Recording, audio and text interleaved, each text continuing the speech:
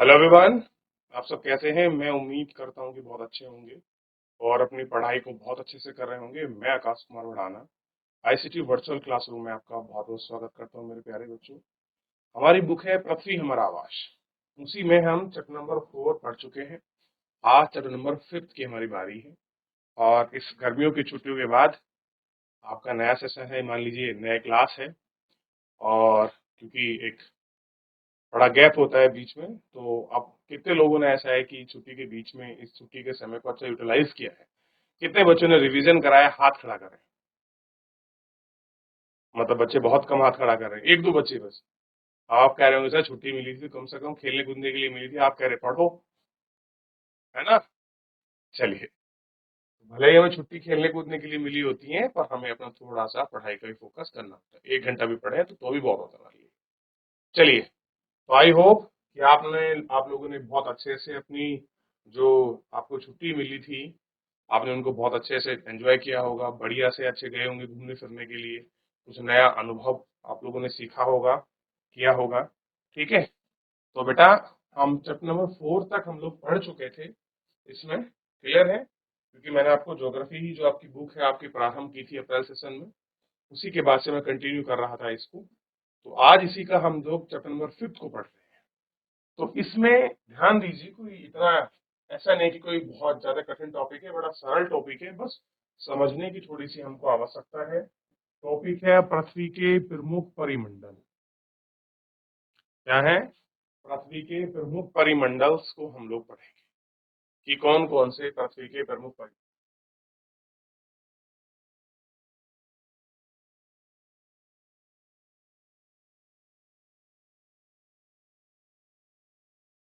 आप इन प्रमुख आपका परिमंडल में सबसे पहले आप नजर दौड़ाइए।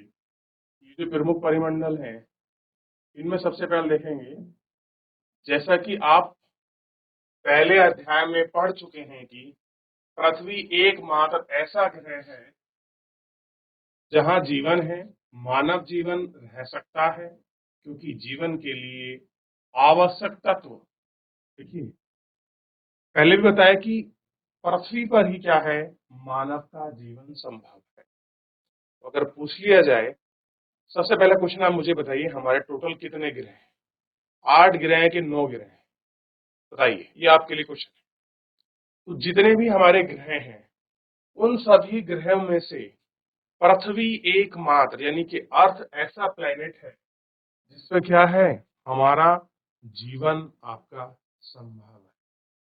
भूमि हो गया, जल हो गया, हवा पृथ्वी में मौजूद है। पृथ्वी की सतह ऐसी है जिसमें पर्यावरण के 3 महत्वपूर्ण घटक आपस में मिलते हैं। क्या करते हैं? पर्यावरण के 3 महत्वपूर्ण घटक आपस में मिलते हैं, एक दूसरे को प्रभावित करते हैं। पृथ्वी का ठोस भाग हम जिस पर रहते हैं उसे भूमंडल कहते हैं। जिस भाग पर हम रहते हैं, क्या कहते हैं उसको हम? भूमंडल कहते हैं। गैस की परतें जो पृथ्वी के चारों ओर तेजी से घूमती हैं, उसे वायुमंडल कहते हैं। कह रहे हैं, जो पृथ्वी के चारों तरफ आपका तेजी से घूमती है, उसे हम वायुमंडल कहते हैं। जहां ऑक्सीजन, नाइट्रोजन, कार्बन डाइऑक्साइड दूसरी गैसें पाई जाती हैं, पृथ्वी के बहुत बड़े भाग पर जल पाया जाता है, जिसे हम जलमंडल कहते हैं।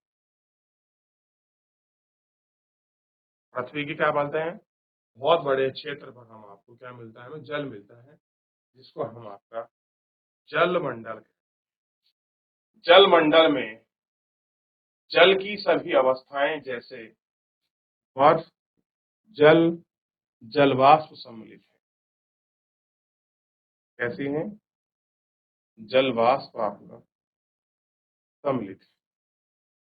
जलमंडल एक सीमित क्षेत्र है जहां स्थल, जल एवं हवा एक साथ मिलते हैं।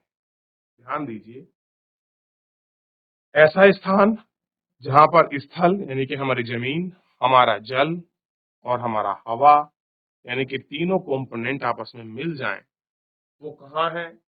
ऐसा क्षेत्र है आपका जीव मंडल। क्या क्षेत्र है हमारा? जीव मंडल, जहां भी सभी प्रकार के जीव आपके पाए जाते। कैसे हैं?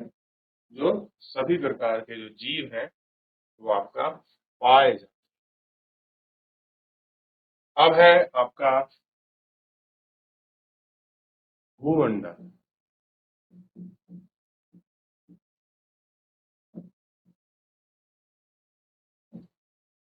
पृथ्वी के ठोस भाग को भूमंडल कहा जाता है।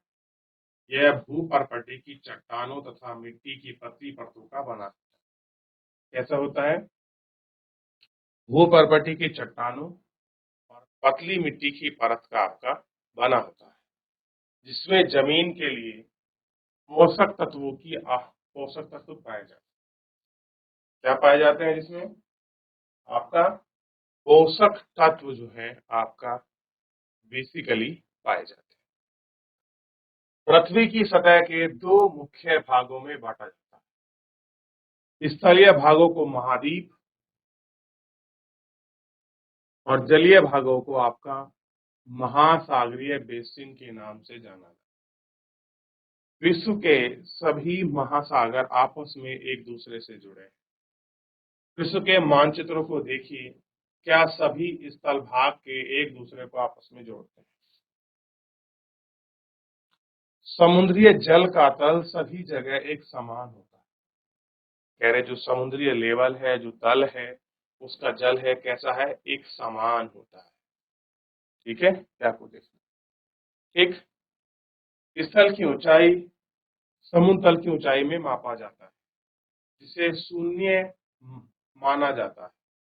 जिस जगह से हम समुद्र जल के तल को मापते हैं उसे समुद्र तल की ऊंचाई माना जाता है। क्या मानते हैं? समुद्र तल की ऊंचाई, सी लेवल। और आपने जब आप रेलवे स्टेशन पर जाएंगे तो आपने देखा होगा उसके बोर्ड पर लिखा होगा समुद्र तल से ऊंचाई 1350 मीटर, 226 मीटर, ये उसकी ऊंचाई लिखी होती है। क्लियर है? तो अब आप बताइए सी लेवल हम किस स्थान से मापते हैं? जो आपका समुद्रीय या समुद्र तल है वो किस स्थान से मापते हैं?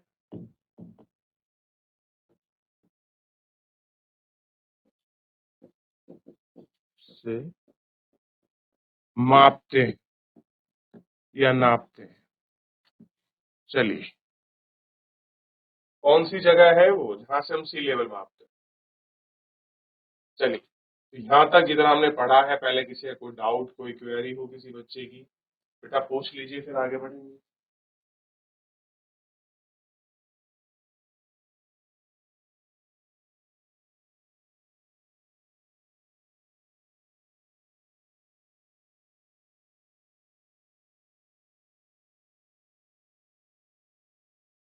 चलिए, या तो देखिए बेटे, चैप्टर ध्यान रहे, पृथ्वी के प्रमुख परिमंडल, चैप्टर नंबर 5।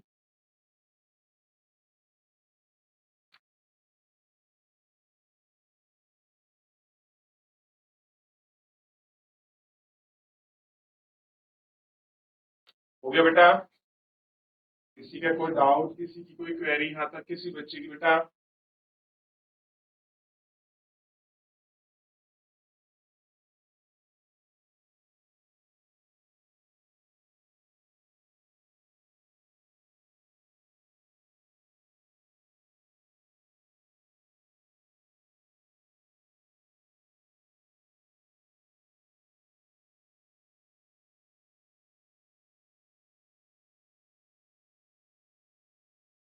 चलिए,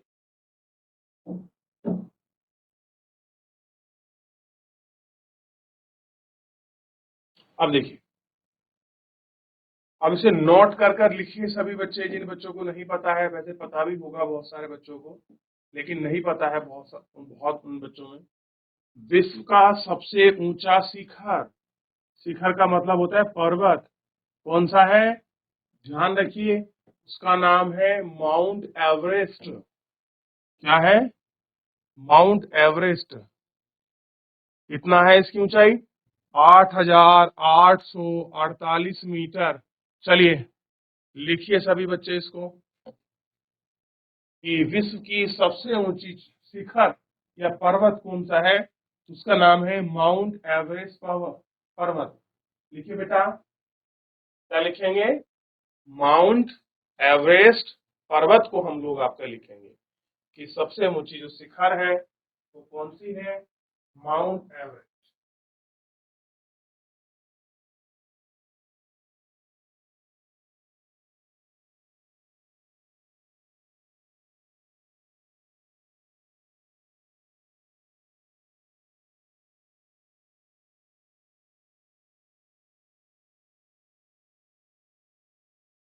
चलिए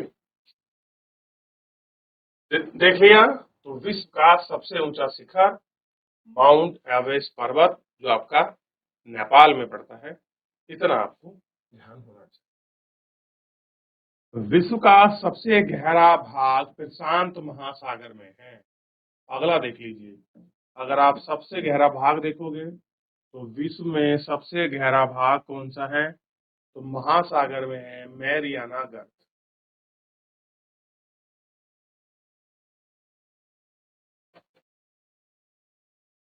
कौन सा है? मैरियाना गर्त, जिसकी गहराई 1122 मीटर है।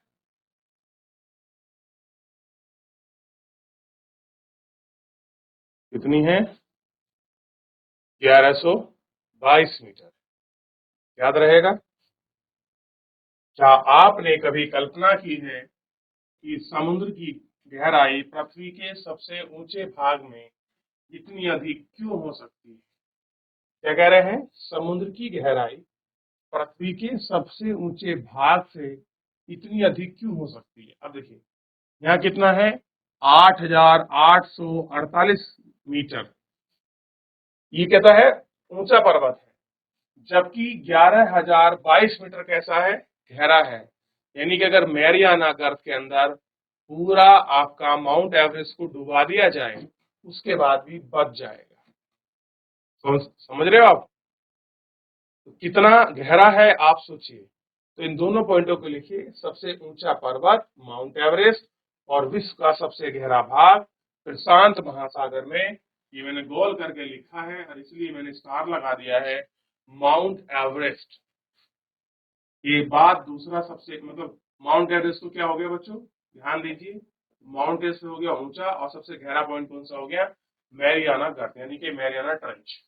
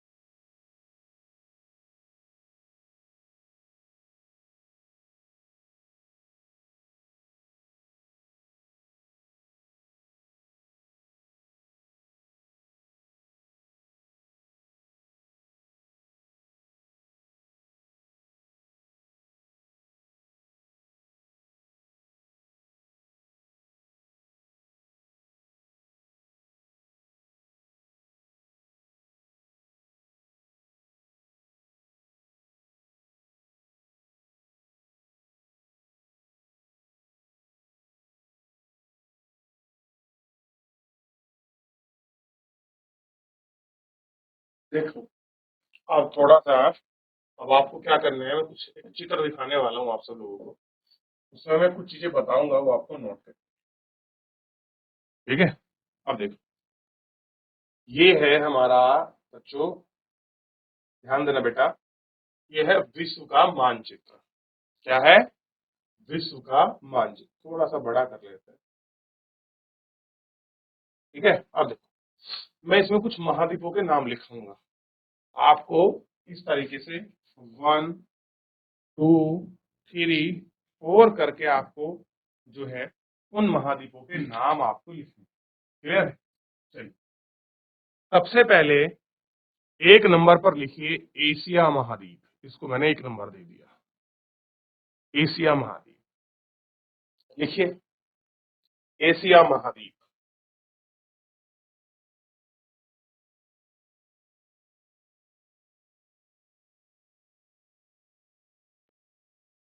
लिख लिया बेटा। और दूसरे नंबर पर लिखिए आप अफ्रीका महाद्वीप। ठीक है, दो हो गए। तीसरे नंबर पर लिखिए आपका यूरोप महाद्वीप, 3 नंबर पर।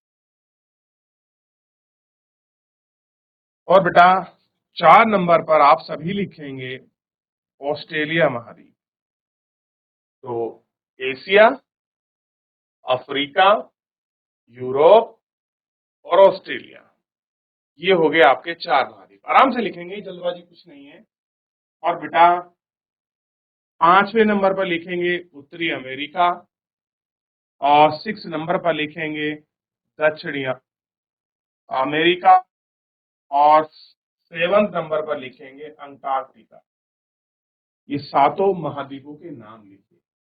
कोई आपसे पूछ ले विश्व में कुल कितने महाद्वीप हैं, तो आप कहेंगे sir Asia, Africa, Europe, Australia, उत्तरी अमेरिका, दक्षिणी अमेरिका और अंटार्कटिक सहित 7 महाद्वीप हमारे यहाँ हैं।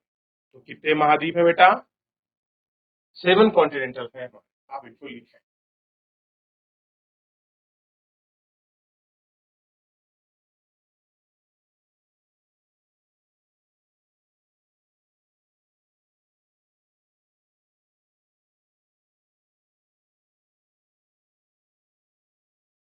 तो सबसे पहले महाद्वीपों में नाम लिखा आपने, एशिया, अफ्रीका, यूरोप, ऑस्ट्रेलिया, उत्तरी अमेरिका, दक्षिणी अमेरिका और 7वें नंबर पर अंटार्कटिका। आप इनको नोट करिए सबसे पहले, फिर हम लोग आगे बढ़े। ठीक है, नोट कर लीजिए इनको।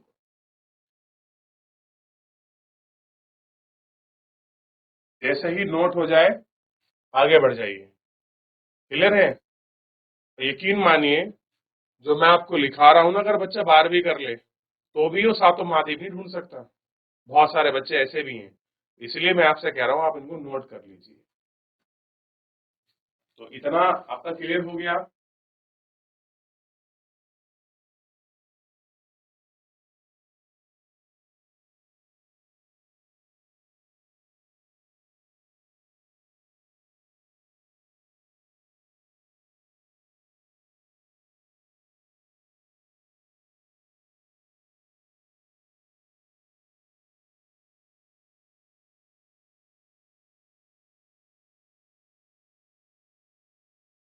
चलिए, आई होप कि आप सबने कॉपी कर लिया। थोड़ा सा कंफ्यूजिंग हाँ हो सकता है आपको यूरोप महाद्वीप में, इसलिए मैं आपको उसका दिखा देता हूँ।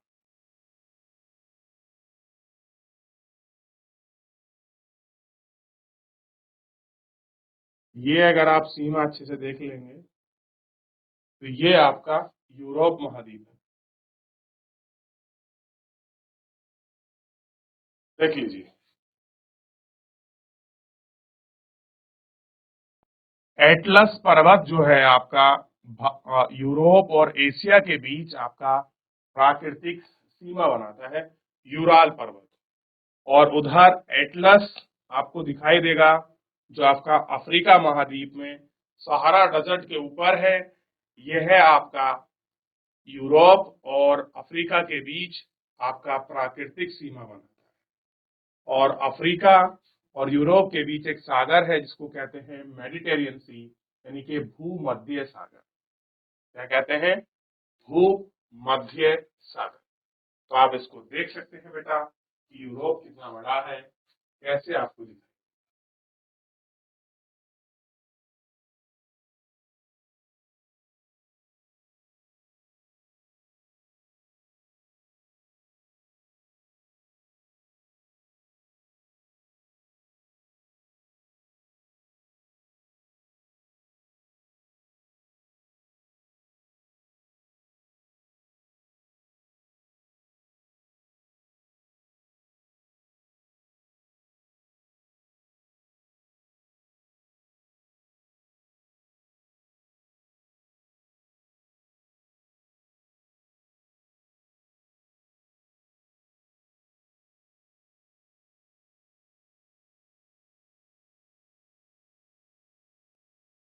चलिए, हो गया।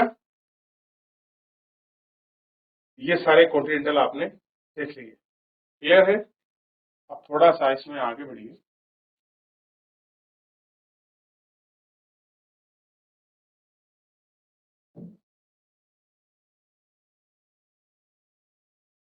बात कर रहे हैं महाद्वीप। पृथ्वी पर 7 प्रमुख महाद्वीप हैं, अभी हमने पढ़ा। कितने हैं? 7। ये विस्तरीय जल राशि द्वारा एक दूसरे से अलग हैं, यानी कि वाटर बॉडी इनको सेपरेट करती है एक दूसरे से। जैसे मैंने आपको दिखाया, भूमध्य सागर आपको दिख रहा था अफ्रीका और यूरोप के बीच। यूराल पर्वत हमको प्राकृतिक सीमा बनाते हुए यूरोप और एशिया के बीच दिखाई दे रहा था, यूराल। तो इस तरीके से ये आपका बाउंड्री बनाते हैं। तो कह रहे हैं कि एशिया, यूरोप, अफ्रीका, उत्तरी अमेरिका, दक्षिणी अमेरिका, ऑस्ट्रेलिया, अंटार्कटिका, कितने सारे महाद्वीप जो है आपको हमको दिखाई देंगे और उत्तरी भाग गोलार्ध में पाए जाते हैं। एशिया विश्व का सबसे बड़ा आपका महाद्वीप है। यह पृथ्वी के कुल क्षेत्रफल का 1/3 भाग पर फैला है। यह महाद्वीप पूर्वी गोलार्ध में स्थित है। कर्क रेखा इस महाद्वीप से होकर गुजरती है। एशिया के पश्चिम की यूराल पर्वत हैं, इसके यूरोप को अलग करती हैं। यूरोप एवं एशिया संयुक्त भूभाग को यूरोप प्लस एशिया कहा जाता है, इसलिए हम इसको यूरेशिया कहते हैं। तो यूरोप और एशिया का ज्वाइंट जो भाग है, जो संयुक्त भूभाग है, उसे क्या कहा गया है? यूरेशिया, यानी कि यूरोप प्लस एशिया। ठीक, तो इतना ही आज हम लोग देखेंगे। तो एक बार कुछ पूछना हो, किसी का कोई डाउट हो, आप मुझसे पूछ लीजिए मेरे प्यारे बच्चों।